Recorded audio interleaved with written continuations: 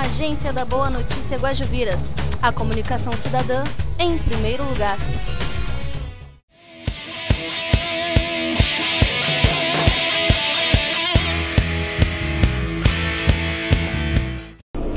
Olá, está começando no Centro da Rótula, o programa de debate da Agência da Boa Notícia. Hoje quem está conosco é Alberto Koptik, ex-secretário municipal de Segurança Pública de Canoas. Alberto, como você vê a segurança de Canoas? Bom, aqui eu tive a oportunidade, de participar desde o início dessa nova experiência de segurança pública que vem acontecendo no município de Canoas. O prefeito Jairo Jorge me convidou para assumir a Secretaria de Segurança em 2009, quando ele tomou posse, no dia 1º de janeiro. Foi a primeira vez, então, que eu entrei na cidade também para tomar posse junto com ele, assumindo a Secretaria de Segurança Pública. E naquele momento nós tínhamos uma situação muito difícil na segurança pública do município. Nós tínhamos um aumento já nos últimos 6 anos, um aumento de 30% dos homicídios ano a ano, subindo as taxas de homicídio. E a prefeitura, a guarda municipal totalmente desestruturada, a polícia civil e a brigada também com sérios problemas, desde os prédios da polícia civil caindo aos pedaços, com sérios problemas de infraestrutura, e não existia, o município não trabalhava o tema da segurança pública de fato. Nós não tínhamos, na Secretaria de Segurança, quando a gente chegou, a gente trabalhava no sótão de um centro comercial, ali no centro da cidade. Tinha um computador, bem velhinho assim, eu não tinha nem cadeira para sentar. Isso era o que nós pegamos em 2009, essa herança, muito difícil, uma situação de violência nas escolas, bem generalizada, uma situação muito difícil. E nós começamos então a estruturar a implantação desse novo modelo de segurança pública. Essa foi a missão que eu vim de Brasília. Eu trabalhava lá com o ministro Tarso Genro, no Ministério da Justiça, e em 2007 nós criamos um programa, que é o PRONASSE, que tinha essa concepção de que segurança pública não é só polícia. Segurança pública, para diminuir a violência, a gente tem que fazer um conjunto de ações que consigam chegar nos territórios e quebrar a dinâmica da violência. Isso que nós implantamos ao longo desses últimos 3 anos. E hoje, para minha alegria, orgulho de estar aqui conversando com vocês, como talvez o fruto mais bonito de todo esse trabalho é a Agência da Boa Notícia Guajuviras, é o projeto Comunicação Cidadã, que simboliza toda essa nova visão de segurança pública e que, para nossa alegria, não só funciona, como a gente demonstrou que é a única visão capaz de vencer a violência.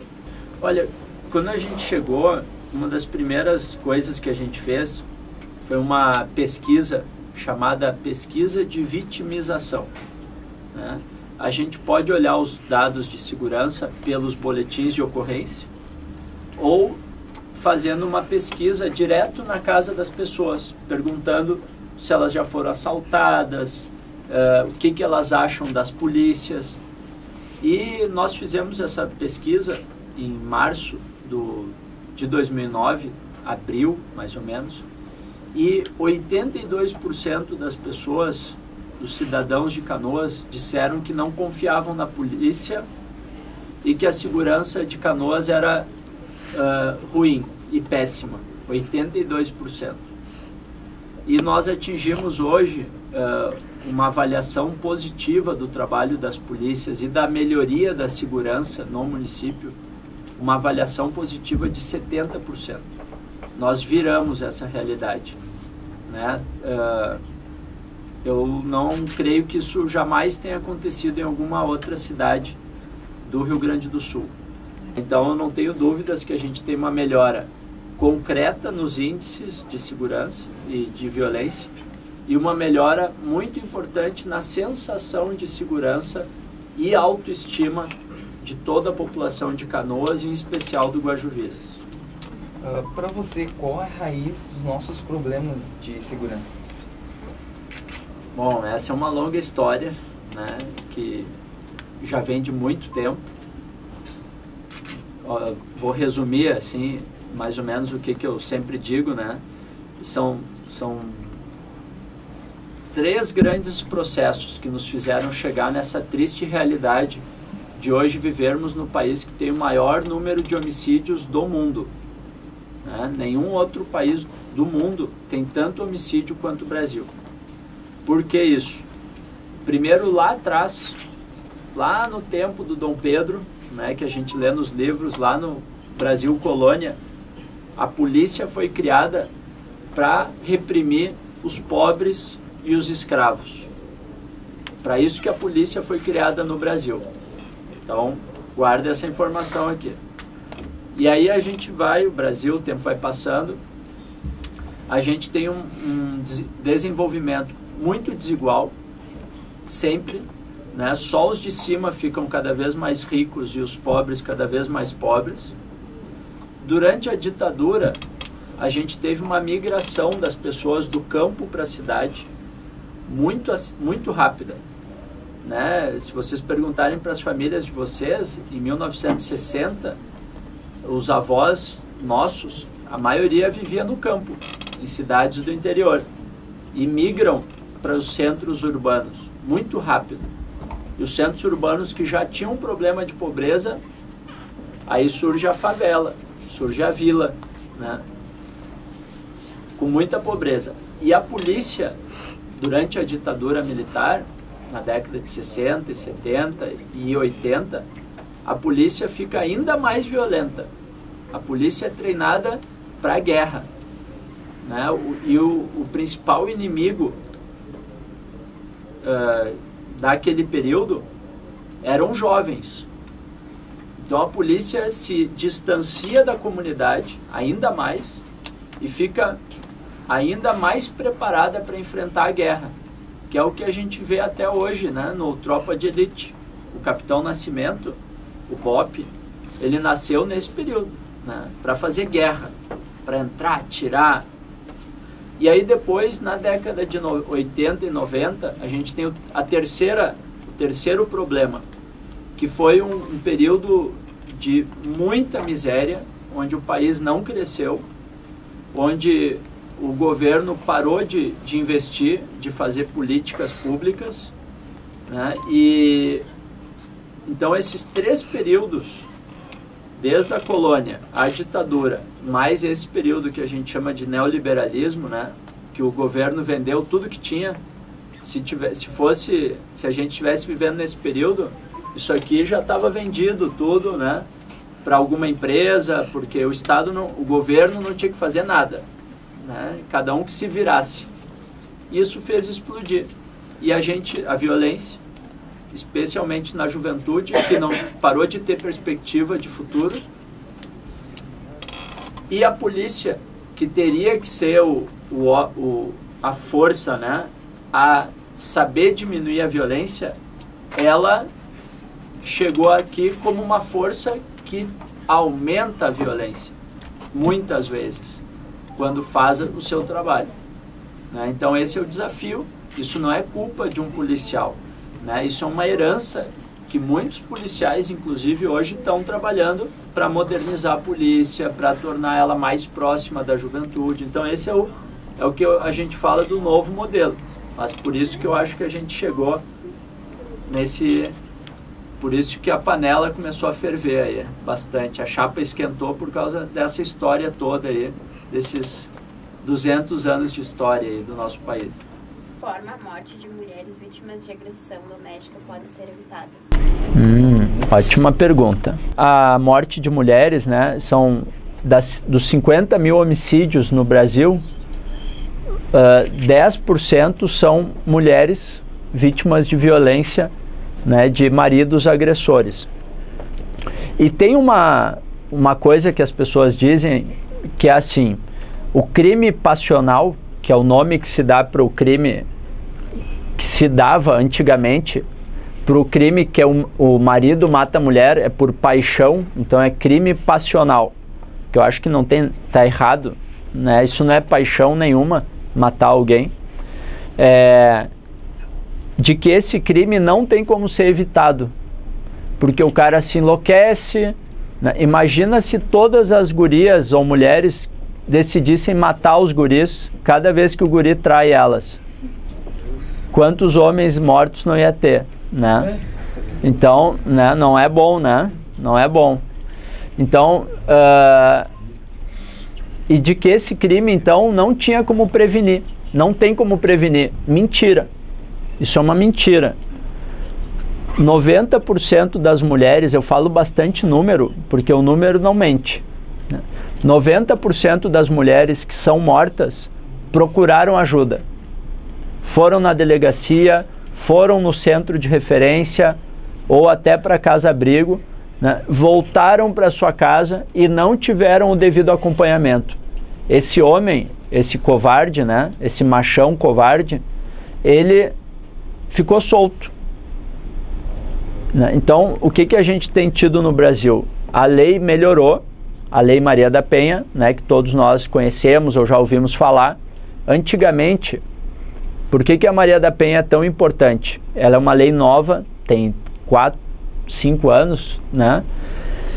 Antes da Maria da Penha, as mulheres chegavam na delegacia e o homem agressor, ele era, no boletim de ocorrência, como se fosse uma agressão, como uma briga na rua, que não dá cadeia. Com a Maria da Penha, não. Uma agressão contra a mulher dá cadeia. Virou um crime grave, né? E mesmo que a mulher diga que não quer mais processar o marido, ela voltou para ele, o Ministério Público, né, que é o órgão que faz a nossa defesa, ele continua processando o marido. Essa é a novidade da Maria da Penha. Mas a gente ainda não tem os equipamentos e a proteção que a Maria da Penha diz que precisa ter, né? Mas é um longo caminho que ainda vai demorar muito, né? E Canoas e o Rio Grande do Sul tem muita mulher que realmente sofre violência, e o caminho para não ter violência é com as gurias, mais ou menos da idade de vocês. É na primeira vez que o camarada lá levanta a voz ou pega no braço e dá o safanão, é ali que tu decide, nessa primeira vez, que vocês vão decidir como é que vai se dar, se esse cara vai ser um agressor, se vocês vão aceitar isso, né? Então a gente tem que falar mais com as gurias, né? Não pode aceitar absolutamente nenhum tipo de agressão. Não tem grito, não tem empurrão, né? Não tem dedo na cara, né? Não pode aceitar. Isso a gente tem que fazer mais campanha também para diminuir. De que forma a tua ONG é Res Mais Seguro? Bom, a ONG a gente está montando, né, com um conjunto de amigos, que eu decidi, né, realmente trabalhar esse tema da luta contra a violência o tempo inteiro, e tem vários amigos que trabalham, né, com esse tema, e a gente vem pensando projetos para implantar, né, além dos governos, mas com empresas, né, para que a gente discuta mais na sociedade e se mobilize mais, como a gente conversou antes, né, faça mais atividades de mobilização contra a violência.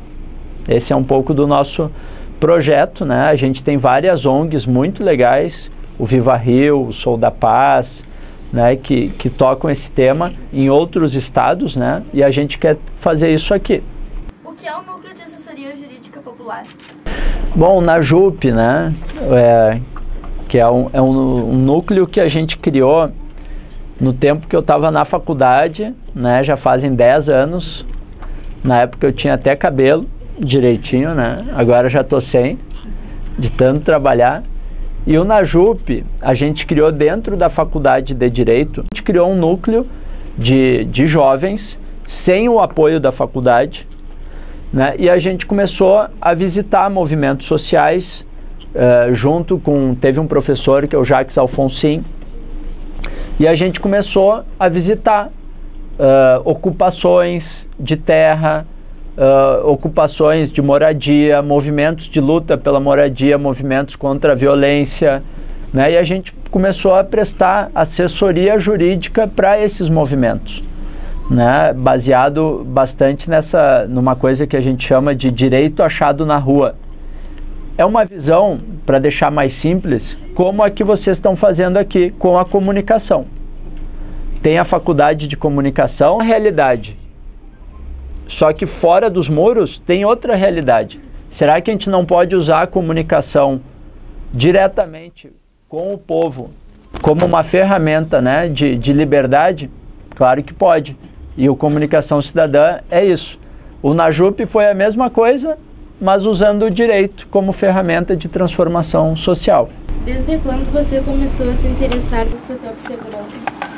Quando eu cheguei no Ministério da Justiça, né, em Brasília, eu fui para lá, trabalhei no Ministério da Educação, depois trabalhei na Presidência da República, depois no Ministério da Justiça em 2007, e eu me apaixonei por esse tema, né, convivendo muito com o MVBio e outros amigos que trabalham, lutam contra a violência.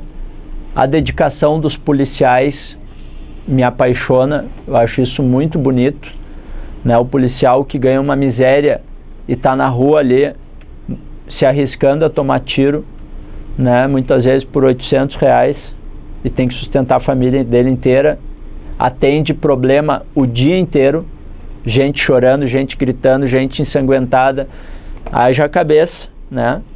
Isso me apaixonou também. E esse é o grande problema da juventude do Brasil, é a violência e as drogas. Eu resolvi enfrentar esse desafio desde 2007, né? Não é tanto tempo assim, são 5 anos trabalhando, né? Mas com alguns resultados bem legais, hein, já. No Centro da Rótula acaba aqui. Muito obrigada, Antônio, muito obrigada aos repórteres e até a próxima edição. Muito obrigado a vocês todos.